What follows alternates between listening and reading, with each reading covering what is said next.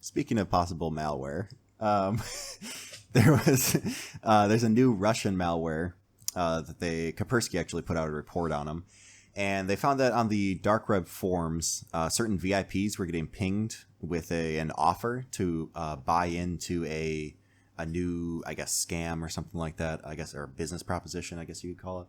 So basically, they would pay $10 a month or $40 for a lifetime quote-unquote license to use this new malware called BloodyStealer. It's what Kaspersky named it. And it's kind of a normal Trojan malware, gets injected, blah, blah, can steal whatever on your computer. The weird thing, though, is that it specifically tries to targets a bunch of stuff, but it includes gaming platforms. So once it gets on your computer, it steals your password and session of your whatever platform you have on there. So Steam, Does Epic that include Games. like Club Penguin or Pop Tropica or? Because I've invested a lot of time in those accounts. I'm just trying to make sure they're good. If they run off a platform, yes. What about RuneScape? If they run off a platform, yes. Huh. So like Steam, Epic Games, EA, Origin, GOG, Galaxy, all the above, whatever that one company, Gaijin, is that how you pronounce it? I have no idea.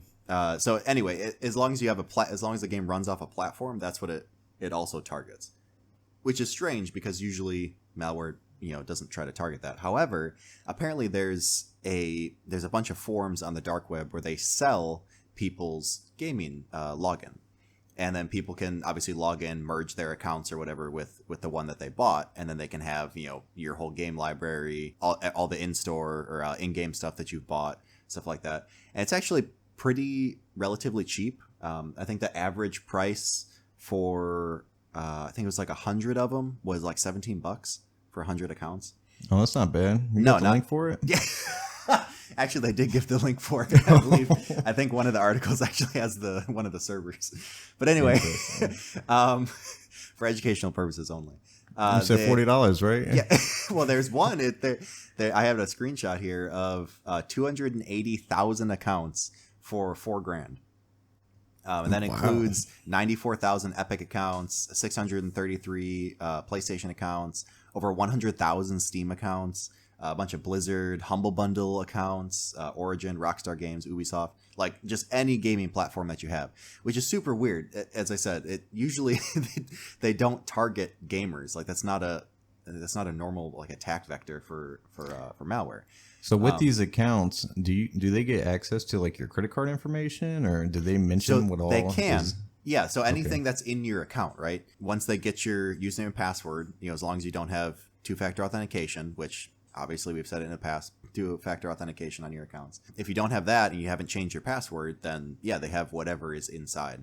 So I guess that could be part of it, but they specifically mentioned the just the accounts themselves with all the games and the in-game currency, the in-game purchases that you've had, DLC, all that sort of stuff. It's starting to become a market, a bigger market on the dark web. So they didn't mention exactly how this is being propagated.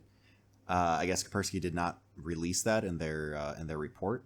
However, there were a couple websites that kind of did their own research, and they said that they found that the attack vectors were usually through mods, community-made mods, and cheat software. Cheat software was the big one for any number of games. The malware also stands out to researchers because the way that it's made is extremely hard to reverse engineer. So whoever made it knows what they're doing, and they basically hardened the malware. And they made it so it can be used with other malware. So a lot of the people that are buying it are lumping it in with like keyloggers, like cryptocurrency malware. They're lumping it in with a bunch of other stuff. So you download this whole package when you download like a cheat software or a mod or something like that. And it basically just, you're done. Either it turns your computer into a botnet and it takes everything off, or it's just like normal Trojan and it sends everything back to the command and control server. But yeah, I thought that was pretty interesting. Are the companies responding to consumers saying like, hey, maybe you should change your password? Or I have not seen anything. When I was researching it, I didn't see anything from any of the platforms talking about it. It was only like Hacker News and Secure List, that sort of stuff, Kaspersky. They were the only ones actually talking about it. It is relatively new, so maybe the gaming platforms will come out eventually and say, hey, everyone can change your password, something like that. Turn on two-factor authentication. All the platforms I have two-factor authentication because, you have your credit card info on there and stuff like that. So usually it's pretty common. But I'll just make sure that's on. Maybe change your password, on every couple months or something like that. But yeah, just thought I thought it was pretty interesting. Yeah, I can't have my Club Penguin get hacked. That'd be heartbreaking right there. Club Penguin got shut down, didn't it? Did it? Yeah, I'm pretty sure it did. I took a hiatus because some kid called me a bad word. But... Oh, yeah. Oh, you got to call Bully Hunter. Have you seen that video? The Bully Hunter video? Oh my word! So there was an initiative. I forgot what company it was, but they tried to put out this initiative. It was called Bully Hunter, and basically, if you were in a game in a session, right, and you were being bullied, you could call this number or something like that, and someone would log on and just troll the person that's bullying you. It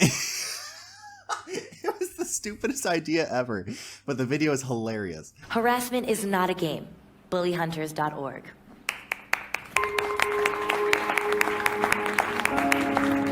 Now that's what this is all about. Removing harassment from gaming. The fuck you say to me, you little shit! Actually, I'm gonna make a note here. I got to put that in the description for anyone that hasn't seen that. The Bully Hunter video is hilarious. Just to clarify, so the original game has been shut down, but there's a bunch of private servers that have recreated it. Oh. So the dream lives on. I'm on Club Ostrich right now. Oh yeah, yeah. Club Emu. Yeah, exactly. The Kiwi server is pretty interesting. Yeah. Oh yeah. As a side note to this, I actually came across this. I hadn't seen this before. And I thought it was pretty interesting. They do label them as cyber criminals. I wouldn't necessarily call them cyber criminals. But basically they sell what's called a Steam balance. So a Steam balance, and this is obviously directed towards the Steam platform, but it can be any gaming platform. But basically you buy like a AAA game or something like that. You play through it, and then you sell your account online. And they have to do it on the dark web. Well, they don't have to, but that's where it normally takes place because Steam doesn't sanction it. So if they found out about it, obviously the account would be shut down. But it's not illegal per se. So I thought it was interesting because there's white Steam balance and black Steam balance, and obviously the white would be you're selling it legally. You're selling it to someone else, it's your account, and then the black Steam balance would be you stole it or something like that, like this malware. But I thought that was interesting. I never heard of that before. So basically, like people they'll buy like a bunch of in-game currency or something like that, when there's a special going on, and then they'll sell it afterwards to someone for cheaper than it would have cost for them to buy the whole game and do it themselves, but the other person's still making money. So I don't know. I thought that was interesting. I thought it's a pretty sweet side hustle. I might look into that. Yeah, I might change careers. Oh yeah. Yeah.